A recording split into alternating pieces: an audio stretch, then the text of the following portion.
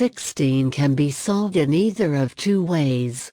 You may determine if a fillet weld leg size provides an adequate fillet weld or throat size per code, or, based on the thicknesses of the shell and nozzle, determine the minimum throat size required and convert that to leg size.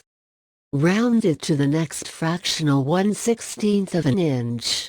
In these examples, we will work it in both ways using the same shell and nozzle thicknesses. The examples will be restricted to figure UW 16.1I, page 133 only. T1 plus T2 equals 1 1/4 of T, minimum